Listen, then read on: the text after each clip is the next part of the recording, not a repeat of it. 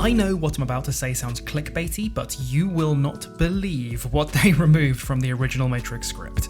If you're a Matrix fan, then this video is for you. I will cover every single tiny difference between the Matrix script and the Matrix movie. That's dialogue, scenes, action, everything. So let's get into the differences between the Matrix script and the Matrix movie.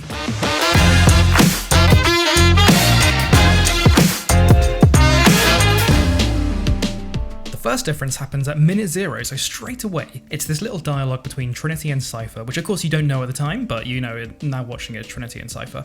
Trinity says in the original script, "If you have something to say, I suggest you say it to Morpheus." And then Cypher says, "Oh, I intend to, believe me, someone has to." Now those two lines were not in the film. Why is that? It's because it implies that he's kind of, angry, as we're about to learn, he's angry at Morpheus. So those two lines were removed. Next difference happens at minute 8. This is quite a small one, but basically, as you can see, Choi is Chinese in the original script, and as you can see, he is not Chinese in the film. Next difference happens at minute 10. This is page 12 of the script. It's the scene where Neo goes to this weird club, and all the music is playing and stuff, and he meets Trinity. They cut out these two lines. Neo says, "Do you want to go somewhere and talk?" And Trinity says, "No, it's safe here and I don't have much time." Now that's interesting. Why do you think they took this line out? My thinking is that it's because Trinity is basically saying straight away, "They're after me," which might be a bit too much exposition, too much story straight away for Neo and for the audience, really. Next difference happens at minute 15. That's page 18 of the script. It's when he's on the phone and he's being told by Morpheus where to go in the office building to escape the agents. Neo says, "How do you know all this?" The action says, "Morpheus laughs quietly."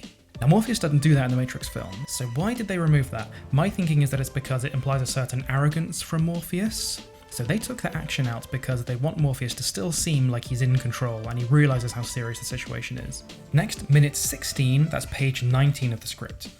This bit where Neo says, "I'm going to die," and then he climbs back into the office just as a cop opens the door. So we don't see that in the film. My thinking is because they just wanted a bit more pace. Now this is a really good one. At minute 19, page 20 of the script. It's where the agents are interrogating Neo. Agent Smith is talking about Morpheus, and he says, "The fact is that he is wanted for acts of terrorism in more countries than any other man in the world." In the film, they changed that line to something like, "He is one of the most dangerous men in the world." Now why do you think this is? Of course it's a very serious reason really. They didn't want the word terrorism associated with one of the good guys. Next, a little one. In the same scene, we see the action, "The standing agents snicker." We don't see them snicker in the film. Maybe it's because that makes them look a bit too cartoony. Next, minute 22. That's page 23 of the original script.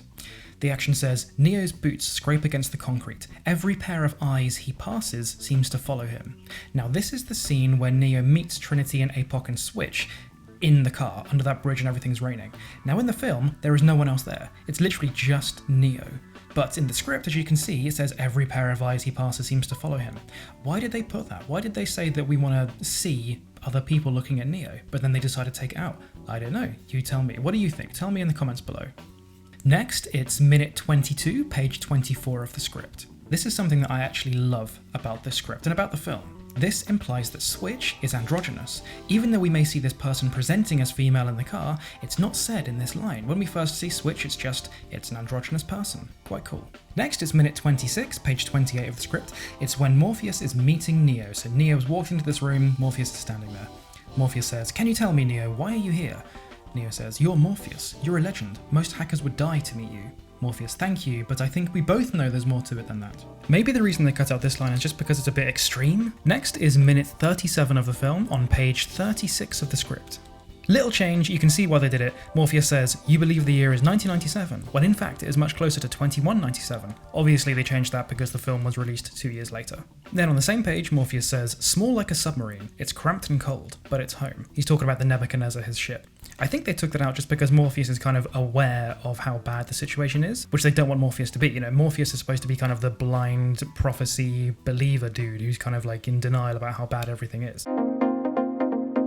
Next, minute 40 of the film, page 39 of the script, Morpheus mentions this author's name.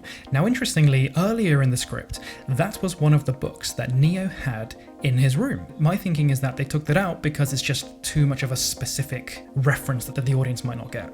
Next, minute 41, page 40 of the script. It's where Morpheus is explaining to Neo the history of the war between machines and humans. Morpheus says, "I must say I find it almost funny to imagine the world slapping itself on the back, toasting the new age. I say almost funny." See, now they took that out, I think, is because it gives Morpheus just a bit too much humour. Remember, throughout the whole film, he's kind of humourless. Like I said, he's the kind of zealous prophecy dude, so he doesn't really have much of a sense of humour. Then, minute 53 and page 49 of the script. This is quite an interesting one.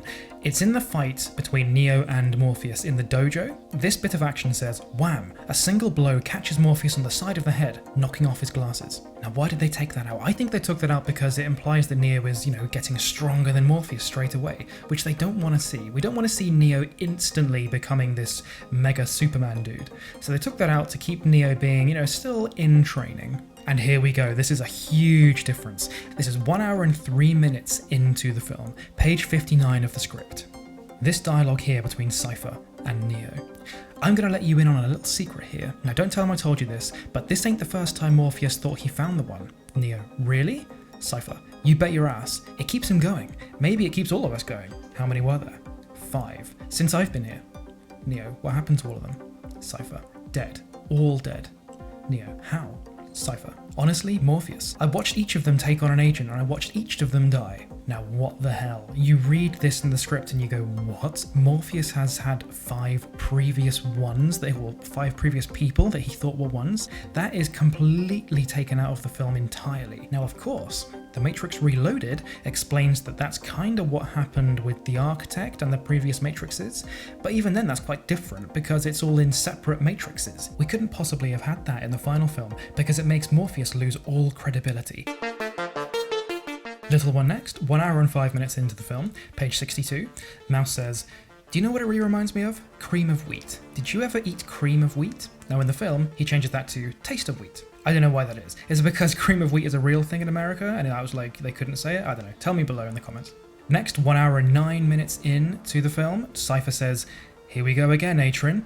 So that's again referencing the 5 previous people thing that Morpheus did. And the next page of the script, page 67, 1 hour and 10 minutes in, Neo says, "Morpheus, I don't think this is a good idea." Morpheus, why? Neo, I told you I don't believe in this stuff. No matter what she says, I'm not going to believe it. So what's the point? And this conversation goes on a bit more until Neo highlights what he heard from Cypher. He highlights that Morpheus is on number 6 in his kind of like search to find the one. So of course Morpheus hears this and he suddenly defends himself. Neo firstly says, "Yeah, what about the other 5 guys? The 5 before me, what about them?" Then Morpheus tries to hide his heart being wrenched from his chest. Morpheus says, "I believed what the Oracle told me. No, I misunderstood what she told me. I believed that it was all about me." Again, this is that huge revelation from this script. It was not put in the film, so therefore we can't have any reference to it whatsoever.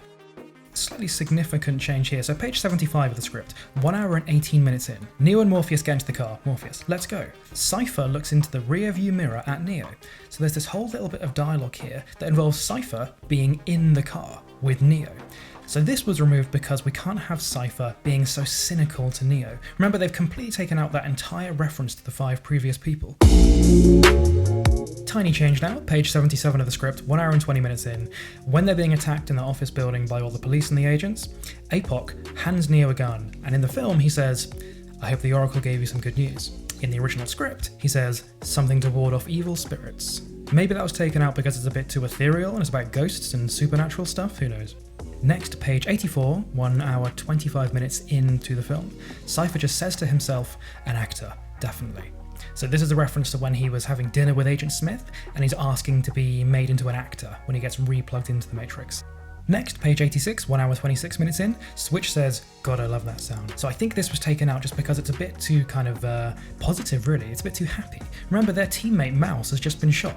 Page 88, 1 hour 29 minutes in, Cypher says, "I'll go back to sleep and when I wake up, I'll be fat and rich and I won't remember a goddamn thing. It's the American dream." So this is when he has just been gradually killing Switch and Apoc and he's about to kill Neo and Trinity. Maybe the Wachowskis thought it was just a bit too political, maybe a bit too kind of conscious. Next, this one sounds small, but it could be regarded as quite a significant change really. Page 102, 1 hour and 45 minutes in. It's when Neo and Trinity are attacking the big office building that Morpheus is being held captive in. In the film, we just see Agent Smith get covered in water with the sprinklers going off, and he says, "Find them and destroy them." Well, in the script, we see he's supposed to smash a table. Now, why was that taken out? I think that was taken out because it shows that Agent Smith is being too emotional. Next, page 123 of the script, that's 2 hours and 5 minutes into the film. This is really interesting here. It's during the scene when Neo resurrects himself and he sees the green code in the hallway with all the agents shooting it. And this action refers to Morpheus and Trinity and Tank in the hovercraft watching the Matrix screens, right? So this is what this is talking about. All three stare transfixed with awe as the scrolling code accelerates faster and faster, as if the machine language was unable to keep up or perhaps describe what is happening. They begin to blur into streaks, shimmering ribbons of light that open like windows. Each screen fills with brilliant, saturated colour images of Neo standing in the hall. Now, what the hell is this about? That was taken out for a number of reasons, in my opinion. So one of them is that it's just maybe a bit silly. Is that it kind of we don't need to see Neo there in the colour screens. We're looking at him in the hallway. These three guys, these three humans, understand the code completely, so they don't need to see that to see what's happening either. Another reason, and I think this is probably the main reason that it was taken out, is because remember that Neo's journey to become the One was all part of the Architect's plan anyway. So therefore, I think they took this out because it would kind of undermine the Architect's plan by showing something different to the green code. And lastly, it's this outro, hour 2, minute 8, page 125 of the script. Neo's doing his voiceover. He says, "I imagine you can also feel me. I believe deep down we both want this world to change. I believe that the Matrix can remain our cage or it can become our chrysalis. That's what you helped me to understand. That to be free, you cannot change your cage. You have to change yourself. When I used to look out at this world, all I could see was its edges, its boundaries, its rules and controls, its leaders and laws. I can't tell you how to get there, but I know if you can free your mind, you'll find the way." Now this was shortened a lot. My thinking is that this was removed partly because it's just a bit too long, but also because it's a bit too preachy. He's become this kind of like Superman character, and that's fine, but ultimately he's not a self-help guru, you know what I mean? Like he's not some kind of psychologist who's saying you need to break out of your cage and all this stuff. I think that was a bit too preachy, and that's why they removed it. Thank you for watching that, everybody. If you liked this video and you want to see me do this again for the Matrix Reloaded script, then please tell me below in the comments section. My name is George, this is Jam Punch, and I will see you next time for more Matrix content on Jam Punch.